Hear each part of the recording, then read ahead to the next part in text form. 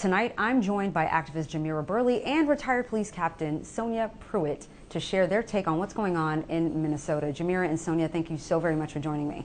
Jamira, let me start with you.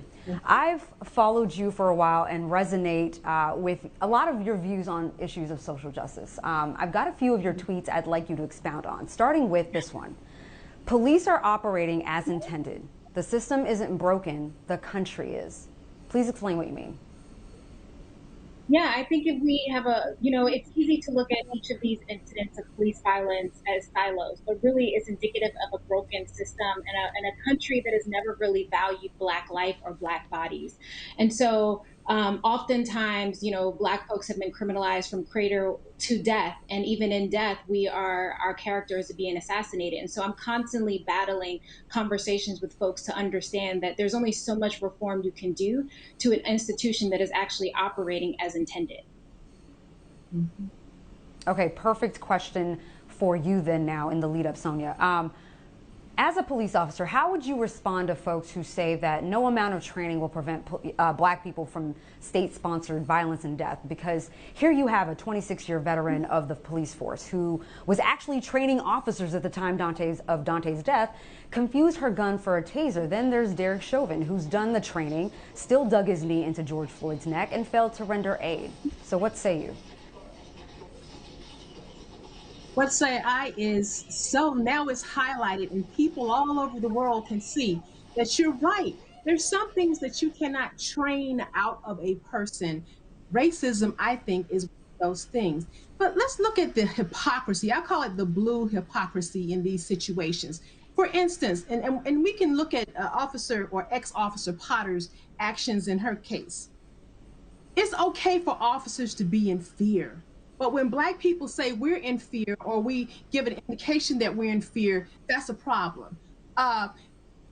They want Black people to comply with every order, yet officers are not complying with their training or with the policies of their police departments. It's okay for them to make a mistake, but our mistakes end up with us losing our lives.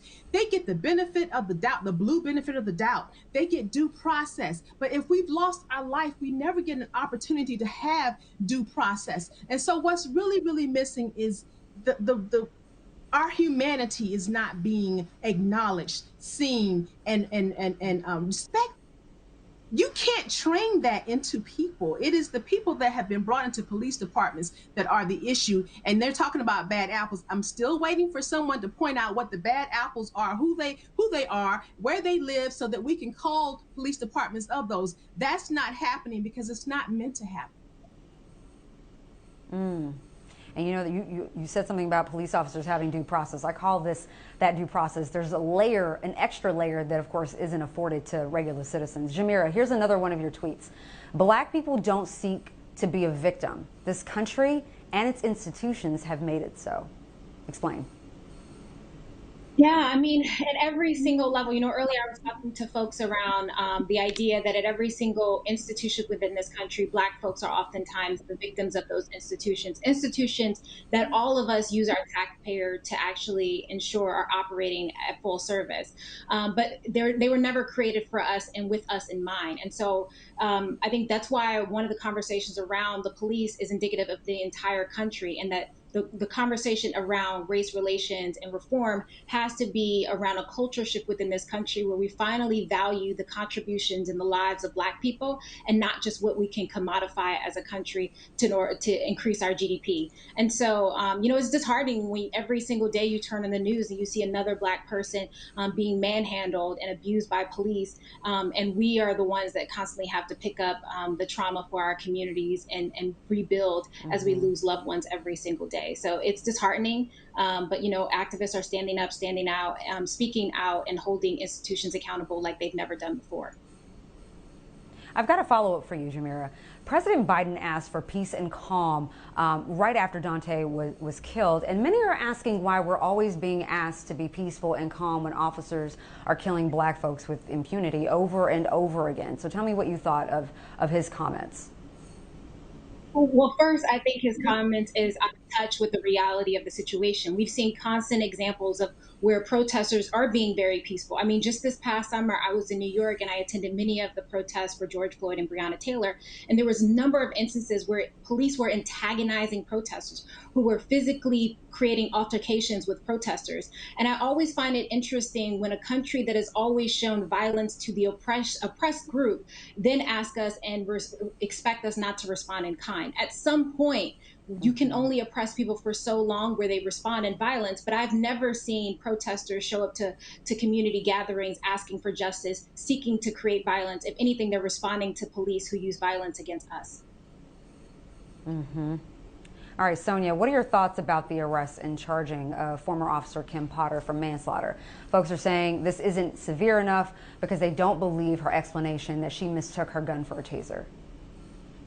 Yeah, I think I think it would be hard to prove anything greater, but you know, it's possible that after the investigation, there could be some more severe charges. I feel like maybe the prosecutors may think that they can't make a first-degree murder charge because you have to prove intent. And so already she's been given the blue benefit of the doubt. The chief, before he resigned, gave her that. He was like, oh, she made a mistake and it was an accidental discharge. How do you know that? You don't know that. So now you've put that out into the universe for everybody to hear, at least your allies, so that they can say, yeah, well, you know, for her. But there is a man who is not going to ever live again, who's not ever going to see his child again, who's dead. Okay, so where is the empathy for that person? So I wish there was a charge made just for police officers when things like this happen.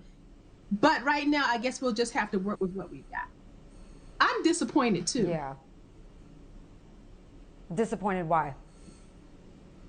I'm disappointed because as a Black officer who lived this trauma, these microaggressions over and over in the police department, I know how certain police officers think.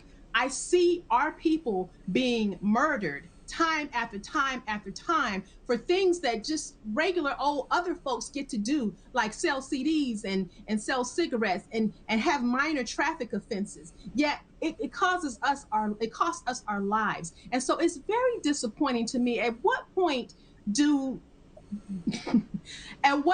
does this story change? It's like it's just over and over, and the trauma is over and over again. That is why I am disappointed. I have seen so much of it from the inside, and now I'm looking at it on the outside, which is why I get to speak on it. I get to bear witness to it so that history will not be rewritten and that we can pass these words and these images down accurately. This is real life, and our people are suffering for it. And so that is why I am disappointed. And I could say so much more, but I know we don't have a whole lot of time. Well, we're definitely going to have you back so that you can give us the rest of your commentary there. But ladies, your voices are respected, they're needed, and I thank you so very much for joining me tonight. Jamira Burley and retired police captain Sonia Pruitt, thank you.